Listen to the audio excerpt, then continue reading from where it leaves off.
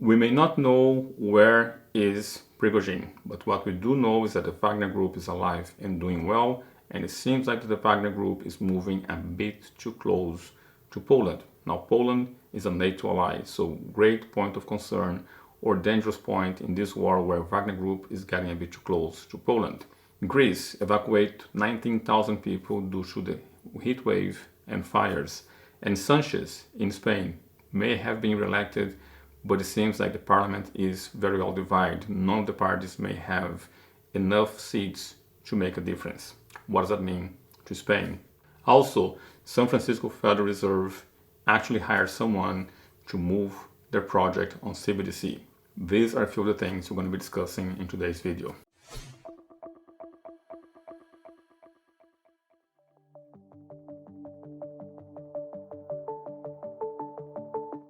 Hi, welcome to Crypto Vagabonds YouTube channel. In this channel we talk about cryptocurrencies, geopolitics, macrofinance, and everything else that may affect the performance of your favorite crypto asset.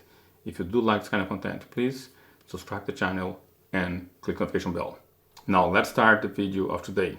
And as usual, we begin with Bloomberg. And Bloomberg main headline is about the election in Spain.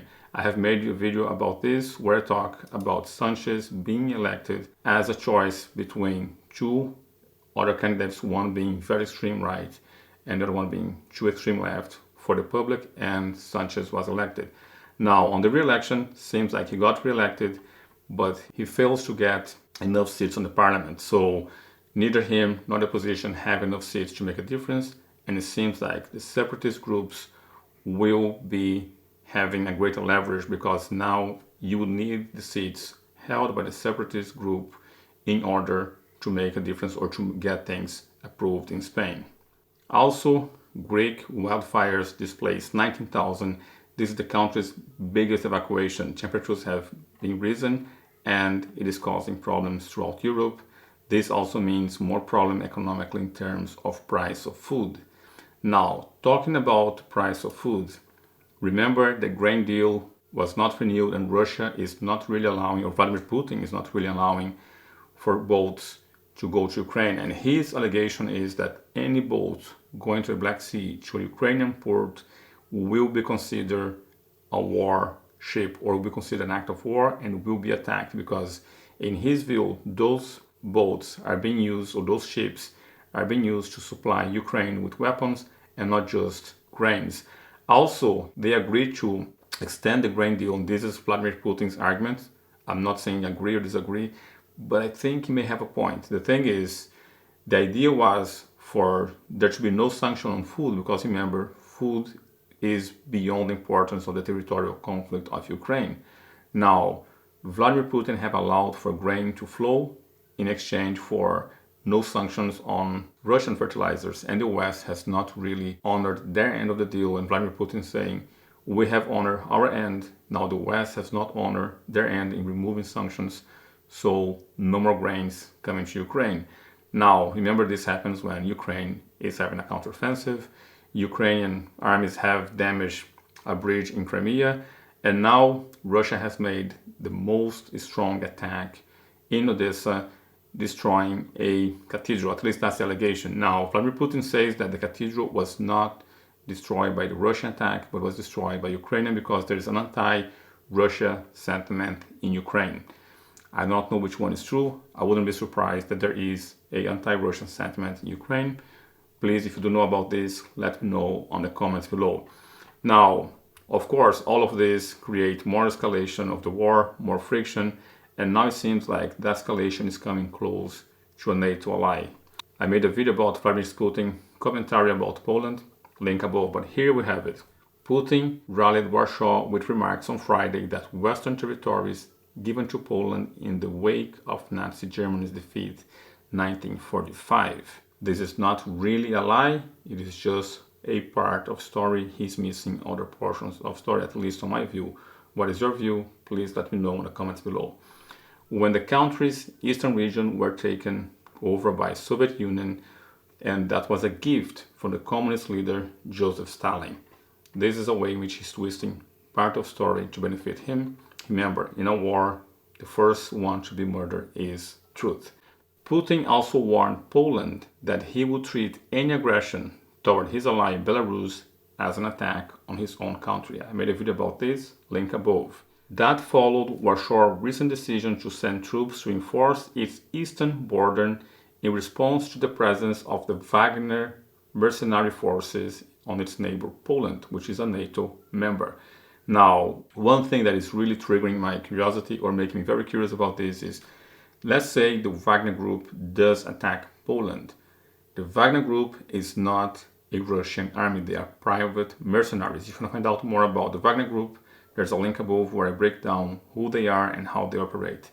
Now, I'm curious on how NATO will respond to this. If the Wagner Group does attack Poland, what will be the response? I honestly do not know. Please let me know in the comments below if you do have an idea about this. But I do feel like this war is getting stronger and stronger and escalation is becoming worse.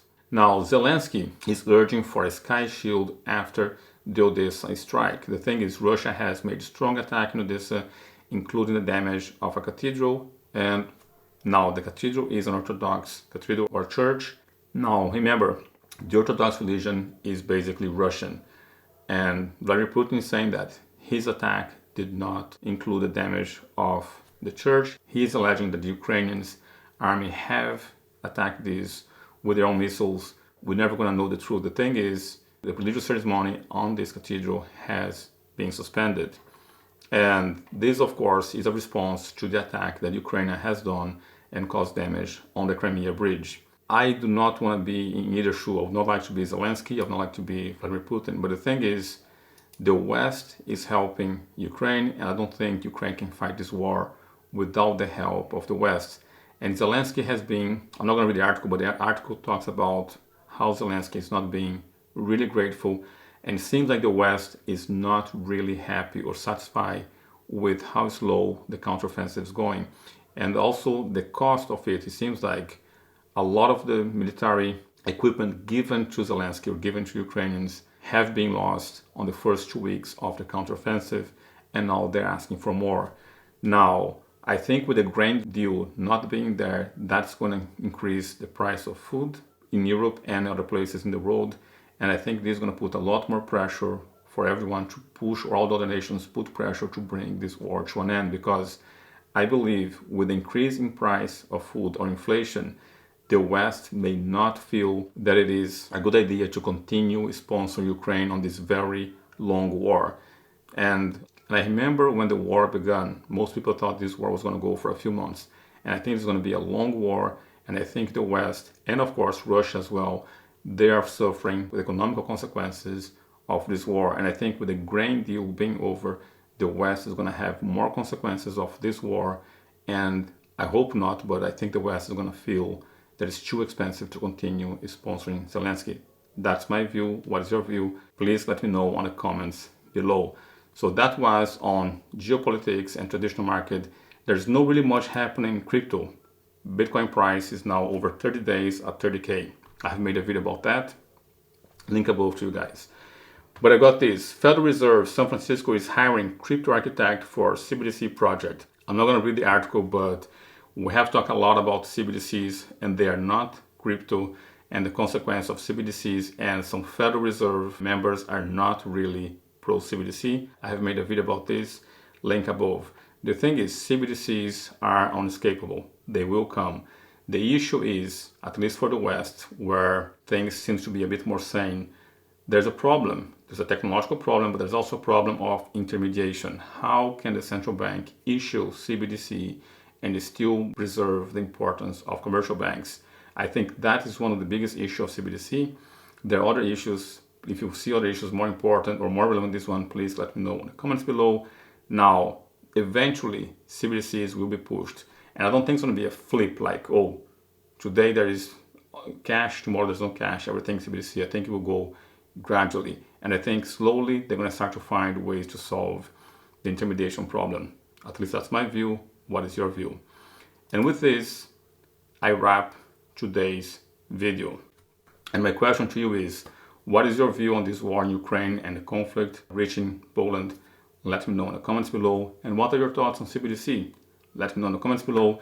This is it for now. If you did like this video, please like, subscribe and share, and also click the notification bell. See you guys on the next video.